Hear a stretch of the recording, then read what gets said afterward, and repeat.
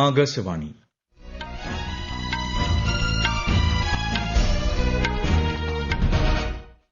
നമസ്കാരം.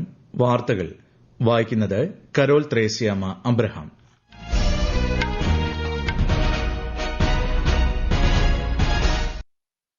പ്രധാന വാർത്തകൾ. ആഗോള കാലാവസ്ഥാ വെല്ലുവിളികൾ നേരിടാൻ രാജ്യങ്ങൾ തമ്മിൽ അതിർത്തികൾക്കതീതമായ സഹകരണം ആവശ്യമെന്ന് ഉപരാഷ്ട്രപതി ജഗ്ദീപ് ധൻകർ. പ്രധാനമന്ത്രി നരേന്ദ്രമോദി ഛത്തീസ്ഗഡിൽ 33,700 കോടി രൂപയുടെ വികസന പദ്ധതികൾക്ക് തുടക്കം കുറിച്ചു. ആഗോള തുണിമാലിന്യ വെല്ലുവിളി പ്രതിരോധിക്കുന്നതിനുള്ള ഇന്ത്യയുടെ ശ്രമങ്ങളെ പ്രകീർത്തിച്ച് മൻ കി ബാത്തിൽ പ്രധാനമന്ത്രി. ചെറിയ പെരുന്നാൾ നാളെ. മലയാളികൾക്ക് ഈദ് ആശംസകൾ നേർന്ന് ഗവർണറും മുഖ്യമന്ത്രിയും. ഒഡീഷയിൽ കാമാഖ്യ സൂപ്പർഫാസ്റ്റ് എക്സ്പ്രസ് ട്രെയിൻ പാളം തെറ്റി ഒരു മരണം. നിരവധി പേർക്ക് പരിക്ക്. ഐപിഎൽ ക്രിക്കറ്റിൽ ഹൈദരാബാദിനെതിരെ ഡൽഹിക്ക് ജയം. രാജസ്ഥാനെതിരെ ടോസ് നേടിയ ചെന്നൈ ബൌളിംഗ് തിരഞ്ഞെടുത്തു. വാർത്തകൾ വിശദമായി. ആഗോള കാലാവസ്ഥാ വെല്ലുവിളികൾ നേരിടാൻ രാജ്യങ്ങൾ തമ്മിൽ അതിർത്തികൾ മറന്നുള്ള സഹകരണവും നൂതന നയങ്ങളും ആവശ്യമെന്ന് ഉപരാഷ്ട്രപതി ജഗ്ദീപ് ധൻകർ. ഇവയ്ക്ക് സാമ്പത്തിക വികസനവും ജൈവ സുസ്ഥിരതയും ഉറപ്പാക്കാനും സാധിക്കണം. പരിസ്ഥിതിയെ സംരക്ഷിക്കാൻ ജനങ്ങൾ തയ്യാറാകണമെന്നും ഉപരാഷ്ട്രപതി ആഹ്വാനം ചെയ്തു. ഡൽഹിയിൽ പരിസ്ഥിതിയുമായി ബന്ധപ്പെട്ട ദേശീയ സമ്മേളനത്തിൽ പങ്കെടുക്കുകയായിരുന്നു അദ്ദേഹം.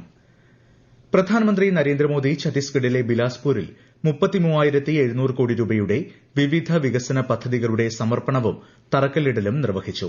ഛത്തീസ്ഗഡിലെ നക്സൽ ബാധിത പ്രദേശങ്ങളിൽ സമാധാനത്തിന്റെ പുതുയുഗം ഉദയം ചെയ്യുകയാണെന്നും പ്രധാനമന്ത്രി അഭിപ്രായപ്പെട്ടു. പിന്നാക്കം നിൽക്കുന്ന ഗോത്ര സമൂഹങ്ങൾക്കായി പിഎം ജൻമൻ യോജന ആവിഷ്കരിച്ചതായും അദ്ദേഹം ചൂണ്ടിക്കാട്ടി. പിഎം ആവാസ് യോജന ഗ്രാമീൺ പ്രകാരം 3 ലക്ഷം ഗുണഭോക്താക്കളുടെ ഗൃഹപ്രവേശന ചടങ്ങും പ്രധാനമന്ത്രി ഉദ്ഘാടനം ചെയ്തു. ഇതിലൂടെ സുരക്ഷിതമായ വീടുകളിൽ താമസിക്കാനുള്ള സ്വപ്നം നിറവേറ്റുകയാണെന്നും പ്രധാനമന്ത്രി പറഞ്ഞു. छत्तीसगढ़ के 3 लाख गरीब परिवार अपने नए घर में गृह प्रवेश कर रहे हैं. मैं इन सभी परिवारों को एक नए जीवन के लिए बहुत शुभकामनाएं देता हूं. इन गरीब परिवारों के सिर पर पक्की छत आप सभी की वजह से ही संभव हो पाई है. അഭൻപൂർ റായ്പൂർ റെയിൽവേ ഡിവിഷനിലെ മെമു ട്രെയിൻ സർവീസും പ്രധാനമന്ത്രി ഫ്ളാഗ് ഓഫ് ചെയ്തു. ലോകം നേരിടുന്ന സുപ്രധാന വെല്ലുവിളികളിലൊന്ന് തുണിമാലിന്യമാണെന്ന് പ്രധാനമന്ത്രി നരേന്ദ്രമോദി. തുണിത്തരങ്ങളുടെ പുനഃചക്രമണം 1% താഴെയാണെന്നും അദ്ദേഹം മൻ കി ബാത്തിൽ പരാമർശിച്ചു. ഈ വെല്ലുവിളി നേരിടാൻ ഇന്ത്യയിൽ പ്രശംസനീയമായ നിരവധി ശ്രമങ്ങൾ നടക്കുന്നുണ്ടെന്നും അദ്ദേഹം ചൂണ്ടിക്കാട്ടി. രാജ്യത്ത് ജലസംരക്ഷണ പ്രവർത്തനങ്ങൾ ഊർജിതമായി പുരോഗമിക്കുന്നതായും അദ്ദേഹം പറഞ്ഞു. കഴിഞ്ഞ 8 വർഷത്തിനിടെ ജലസംരക്ഷണ സംവിധാനങ്ങളിലൂടെ 11 ബില്യൺ ക്യൂബിക് മീറ്ററിലധികം വെള്ളം സംരക്ഷിക്കാനായി. വേനലവധിയിൽ സന്നദ്ധ പ്രവർത്തനങ്ങളിൽ വ്യാപൃതരാകാൻ വിദ്യാർത്ഥികൾ സമയം കണ്ടെത്തണമെന്നും പ്രധാനമന്ത്രി ആഹ്വാനം ചെയ്തു. ഖേലോ ഇന്ത്യ പാരാ ഗെയിംസിലെ കായിക താരങ്ങളുടെ മികച്ച പ്രകടനത്തെക്കുറിച്ചും മൻ കി ബാത്തിന്റെ 120ാം പതിപ്പിൽ പ്രധാനമന്ത്രി പരാമർശിച്ചു. ന്യൂഡൽഹിയിൽ അടുത്തിടെ നടന്ന ഫിറ്റ് ഇന്ത്യ കാർണിവലിന് ആവേശകരമായ സ്വീകരണമാണ് ലഭിച്ചതെന്നും അദ്ദേഹം പറഞ്ഞു. ലോകമെമ്പാടും യോഗയെയും പരമ്പരാഗത ഇന്ത്യൻ വൈദ്യശാസ്ത്രത്തെയും കുറിച്ചുള്ള ജിജ്ഞാസ വർദ്ധിക്കുകയാണെന്ന് പറഞ്ഞ അദ്ദേഹം അന്താരാഷ്ട്ര യോഗാ ദിനാചരണത്തിന് ഇനി 100 ദിവസത്തിൽ താഴെ മാത്രമേ ഉള്ളൂവെന്നും ഓർമ്മിപ്പിച്ചു. കേന്ദ്ര ആഭ്യന്തരമന്ത്രി അമിത്ഷാ ബീഹാറിലെ പട്നയിൽ സംസ്ഥാനതല സഹകരണ സമ്മേളനം ഉദ്ഘാടനം ചെയ്തു. 800 കോടിയിലധികം രൂപയുടെ നിരവധി വികസന പദ്ധതികളുടെ സമർപ്പണവും തറക്കല്ലിടലും അദ്ദേഹം നിർവഹിച്ചു. ചടങ്ങിൽ പ്രാഥമിക കാർഷിക സഹകരണ സംഘങ്ങളുടെയും മറ്റ് സഹകരണ സംഘങ്ങളുടെയും പ്രതിനിധികൾ പങ്കെടുത്തു. സഹകരണ കാർഷിക മേഖലകൾ പുതിയ ഉയരങ്ങളിലെത്തിയതായും അദ്ദേഹം അഭിപ്രായപ്പെട്ടു. नरेंद्र मोदी जी ने ग्रामीण अर्थव्यवस्था, किसान, महिलाएं, डेयरी, मत्स्य पालन और कृषि गतिविधियों को गति देने के लिए सहकारिता मंत्रालय आजादी के 75 साल के बाद सहकारिता मंत्रालय बनाने का काम नरेंद्र मोदी. ഗോപാൽഗഞ്ചിൽ നടന്ന പൊതുയോഗത്തെയും ശ്രീ അമിത്ഷാ അഭിസംബോധന ചെയ്തു. വരാനിരിക്കുന്ന ബീഹാർ നിയമസഭാ തെരഞ്ഞെടുപ്പിന് മുന്നോടിയായി എൻഡിഎ നേതാക്കളുമായും അദ്ദേഹം കൂടിക്കാഴ്ച നടത്തി. ഒഡീഷയിലെ കട്ടക് ജില്ലയിൽ ട്രെയിൻ പാളം തെറ്റി ഒരു മരണം. 7ലേറെ പേർക്ക് പരിക്ക്.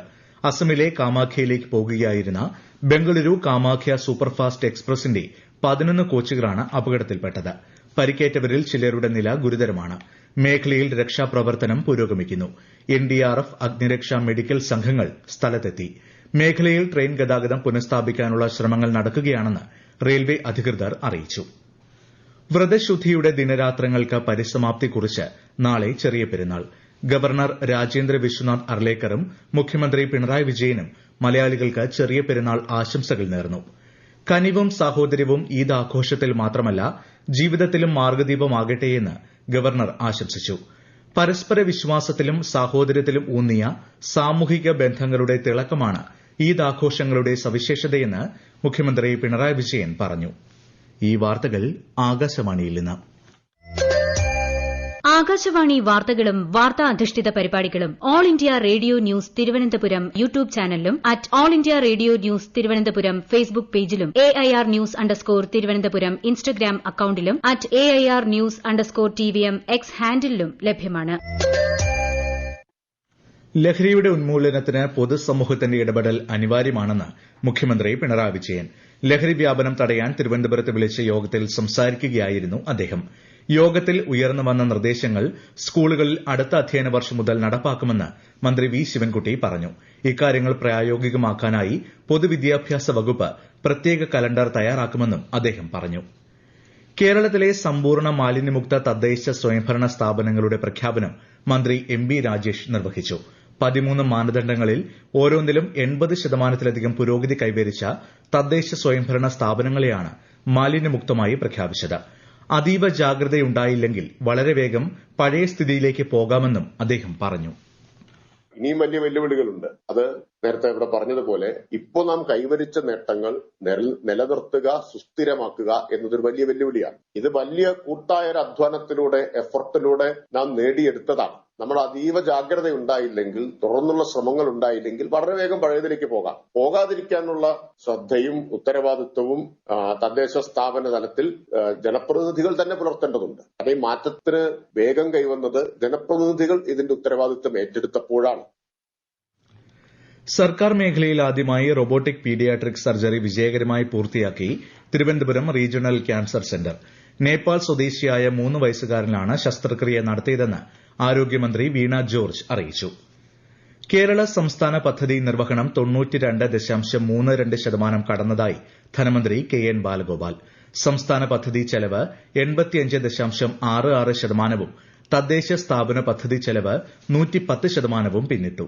2 ട്രില്യൺ ബജറ്റിലേക്ക് കേരളം എത്തുന്നതിനെ സാധൂകരിക്കുന്നതാണ് കണക്കുകളെന്നും ധനമന്ത്രി വ്യക്തമാക്കി. IPL ക്രിക്കറ്റിൽ ഇന്ന് നടന്ന ആദ്യ മത്സരത്തിൽ സൺറൈസേഴ്സ് ഹൈദരാബാദിനെതിരെ ഡൽഹി ക്യാപിറ്റൽസിന് ജയം.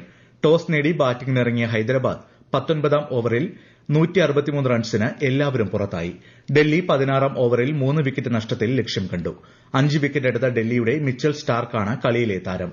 രണ്ടാം മത്സരത്തിൽ ടോസ് നേടിയ ചെന്നൈ സൂപ്പർ കിങ്സ് രാജസ്ഥാൻ റോയൽസിനെതിരെ ബൌളിംഗ് തെരഞ്ഞെടുത്തു. ജോർദനിലെ അമ്മനിൽ നടക്കുന്ന ഏഷ്യൻ ചാമ്പ്യൻഷിപ്പ് പുരുഷ വിഭാഗം ഫ്രീ സ്റ്റൈൽ ഗുസ്തിയിൽ ഇക്കുറി Indian final.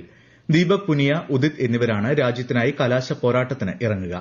86 kilogram free style വിഭാഗത്തിൽ മുകുൾ ദഹിയ സെമിയിൽ കടന്നിട്ടുണ്ട്. ISL ഫുട്ബോളിൽ north east United Jamshedpur FC play off മത്സരം പുരോഗമിക്കുന്നു. ഷില്ലോങ്ങിൽ നടക്കുന്ന മത്സരത്തിൽ ജയിക്കുന്നവർ സെമി ഫൈനലിൽ മോഹൻ ബഗാൻ സൂപ്പർ ജയന്റ്സുമായി ഏറ്റുമുട്ടും. ഐ-ലീഗ് ഫുട്ബോളിൽ ഗോകുലം കേരള ശ്രീനിധി ഡെക്കാനെ നേരിടുന്നു. കോഴിക്കോട് കോർപ്പറേഷൻ സ്റ്റേഡിയത്തിലാണ് മത്സരം. നിലവിൽ 34 പോയിന്റുമായി 4ാം സ്ഥാനത്താണ് ഗോകുലം കേരള. കേരളത്തിൽ ചിലയിടങ്ങളിൽ നാളെ ഇടിമിന്നലോട് കൂടിയ മഴയ്ക്ക് സാധ്യതയെന്ന് കേന്ദ്ര കാലാവസ്ഥാ വകുപ്പ്. അതേസമയം ഇടുക്കി, വയനാട് ഒഴികെയുള്ള ജില്ലകളിൽ കേന്ദ്ര കാലാവസ്ഥാ വകുപ്പ് ഉയർന്ന താപനിലയ്ക്കുള്ള മഞ്ഞ ജാഗ്രതാ നിർദ്ദേശവും നൽകിയിട്ടുണ്ട്. പ്രധാന വാർത്തകൾ വീണ്ടും. ആഗോള കാലാവസ്ഥാ വെല്ലുവിളികൾ നേരിടാൻ രാജ്യങ്ങൾ തമ്മിൽ അതിർത്തികൾക്കതീതമായ സഹകരണം ആവശ്യമെന്ന് ഉപരാഷ്ട്രപതി ജഗ്ദീപ് ധൻകർ. പ്രധാനമന്ത്രി നരേന്ദ്രമോദി ഛത്തീസ്ഗഡിൽ 33,700 കോടി രൂപയുടെ വികസന പദ്ധതികൾക്ക് തുടക്കം കുറിച്ചു. ആഗോള തുണിമാലിന്യ വെല്ലുവിളി പ്രതിരോധിക്കുന്നതിനുള്ള ഇന്ത്യയുടെ ശ്രമങ്ങളെ പ്രകീർത്തിച്ച് മൻ കി ബാത്തിൽ പ്രധാനമന്ത്രി. ചെറിയ പെരുന്നാൾ നാളെ. മലയാളികൾക്ക് ഈദ് ആശംസകൾ നേർന്ന് ഗവർണറും മുഖ്യമന്ത്രിയും. ഒഡീഷയിൽ കാമാഖ്യ സൂപ്പർഫാസ്റ്റ് എക്സ്പ്രസ് ട്രെയിൻ പാളം തെറ്റി 1 മരണം. നിരവധി പേർക്ക് പരിക്ക്. IPL ക്രിക്കറ്റിൽ ഹൈദരാബാദിനെതിരെ ഡൽഹിക്ക് ജയം. രാജസ്ഥാനെതിരെ ടോസ് നേടിയ ചെന്നൈ ബൌളിംഗ് തെരഞ്ഞെടുത്തു. വാർത്തകൾ കഴിഞ്ഞു. അടുത്ത വാർത്താ പ്രക്ഷേപണം രാത്രി 8:35-ന്.